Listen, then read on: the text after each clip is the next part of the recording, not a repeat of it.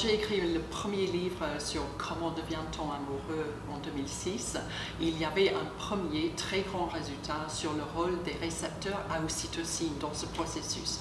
Depuis, la matière a explosé dans le monde entier. Il y a plusieurs équipes maintenant qui travaillent sur le circuit amoureux ou le circuit du lien ou de l'attachement, on dit chez l'animal. Et ce qui se passe en particulier chez l'humain, en utilisant des techniques de plus en plus pointues qui sont arrivées à notre disposition, comme l'imagerie cérébrale, et nous pouvons regarder en direct ce qui se passe dans un cerveau humain quand on est en train de penser à son partenaire amoureux. Mes livres sur l'amour sont basés sur des résultats de recherche en neurobiologie. Et ces résultats ne s'amenuisent pas du tout, bien au contraire, on en voit de plus en plus. Et je n'aurais pas pu écrire ce livre-là il y a 20 ans. Il n'y avait pas assez de connaissances sur ce qui se passe dans le cerveau humain. Les premiers livres étaient basés sur ce qu'on avait trouvé chez l'animal, en faisant une transposition théorique sur l'humain. Aujourd'hui, on a des données chez l'humain et des idées de moyens d'intervention. C'est donc la question de l'ocytocine.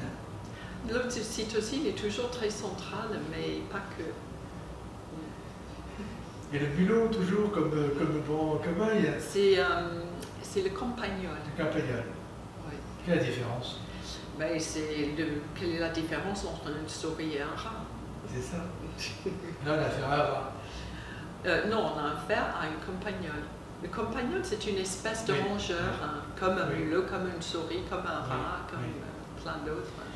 Et est-ce que vous avez l'impression d'avoir progressé dans la recherche précisément des causes qui peuvent mettre un obstacle à la relation amoureuse de l'homme et de la femme en particulier, et plus largement les humains entre eux?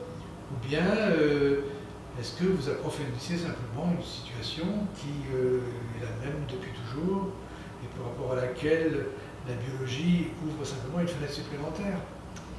Mais c'est sûr que la biologie nous fait comprendre ce qui se passe quand on est amoureux. Et le progrès que nous faisons, c'est de comprendre de mieux en mieux, c'est-à-dire de déceler des mécanismes qui sont impliqués. Parce que quand on a dit le mot ocytocine, c'est extrêmement vaste, ça n'explique pas tous les phénomènes.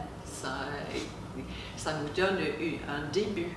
Et donc, une fois qu'on a vu qu'il y a une plus grande quantité de récepteurs à ocytocine dans une telle partie du cerveau, mais ensuite on veut comprendre qu'est-ce qui les fait s'installer, pourquoi il y en a plus, à quel moment de la vie est-ce qu'on voit l'arrivée de tous ces récepteurs à ocytocine et est-ce qu'ils disparaissent?